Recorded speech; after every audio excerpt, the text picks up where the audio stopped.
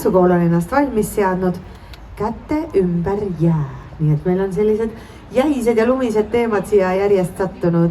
Karolin Arnold, samuti siis koolijuht on ise ka koreograafiks sellel tööl. Tiara tantsukool, käte ümber jää.